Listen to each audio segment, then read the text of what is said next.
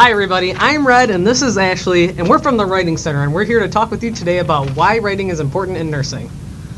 A lot of people come into the center from your program for help with writing projects, and the overwhelming question that I hear on the floor is why are research papers being assigned in a nursing program?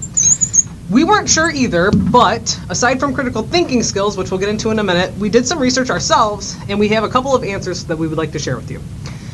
Okay, so basically, we all know that you're going to have to write charts and be able to effectively communicate your observations, think quick, and be able to write things down when you're on the floor in a nursing practice or perhaps in a clinical setting.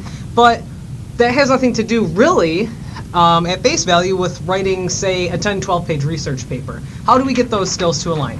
Well, the idea really falls under the umbrella of transfer. Transfer, not a new word, but perhaps a new concept.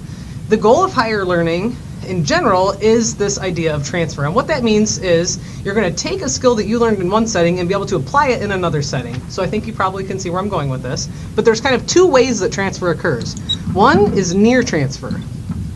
So near transfer, kind of a simple concept.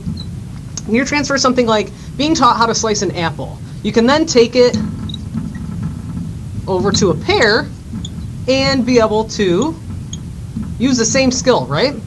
But where it gets a little tricky is when we're talking about far transfer. And what far transfer is, in essence, is learning a skill in one setting and removing it completely from that setting and being able to shoot it way across to a whole new concept and use it there as well. And that's why writing is important in nursing, really. Everything falls under that umbrella, that far transfer. And what that is those, of course, critical thinking skills, and then what we also found, nursing specific, is that care, I guess we'll say that ability to pay careful attention to detail, right? So key. I am not a nurse myself, but I have visited nurses many times, and detail, very, very crucial. Another thing is, that can kind of fall under that umbrella, is accuracy. Of course, we have to be accurate in the medical field, no doubt. Let's see. Another big one here, critical thinking, is synthesis. I'm sure you've heard this before in writing. Synthesis.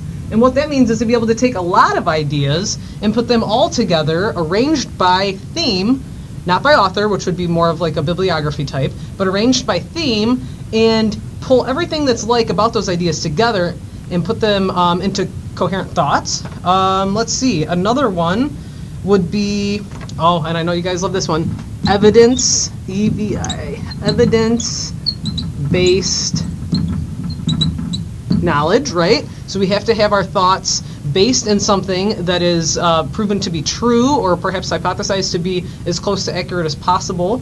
And so all of this together kind of, again, falls under that idea of transfer. Ashley, can you hand me a new marker? Thanks. Under that idea of transfer. So what we found was a couple quotes I'll leave you with. Practicing nurses must demonstrate precision, objectivity, and careful attention in their professional writing. They must provide accurate information regarding patient care, symptoms, and medications. Careful evidence-based documentation can help healthcare professionals decide on new treatment plans and how to settle potential litigation. Also, can't underplay those research or insurance. Forget that. Insurance companies, right? If you ever have to communicate with them, and I know that's a pain, but insurance companies, knowing how to effectively communicate what you need and by when and how. Families,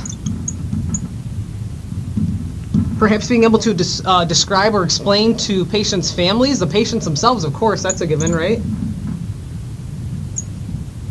Patients themselves, and then of course other professionals. But again, let's take a step back. Why does needing to know where you put a comma, a period, a semicolon, quotation marks, those in-text citations, what does any of that have to do with writing? Or excuse me, with nursing? And the big thing there is that careful attention to detail, right? It's that detail and it's that accuracy, and ultimately that's what these exercises in writing are trying to teach you. So if you kind of shift your frame and your perspective and look at it in a way that you can perhaps see would benefit you in the larger picture of your career when you do get out into that clinical setting, I think it's a little bit easier to digest. Furthermore, these are all very relevant things if you're planning on furthering your degree academically, perhaps going into a doctorate program or something like that. But really all of this came from research that showed, a few years back, research that showed that nurses in the clinical setting who had already attained their degree were having a really hard time. They were struggling in their ability to effectively communicate, not verbally, but in a written manner. And so the curriculum has thus shifted to mirror the need to train nurses in that way, and perhaps, I won't disagree with you, that pendulum shift has overcorrected a bit. Now we're very writing intensive in nursing programs, but I do urge you to consider the ways in which these skills can be transferred to your job on the floor as a nurse in the clinical setting. It's important to see that. It'll be easier for you to get through some of these assignments with that mindset, and that's what we wanted to leave you with today. Thank you.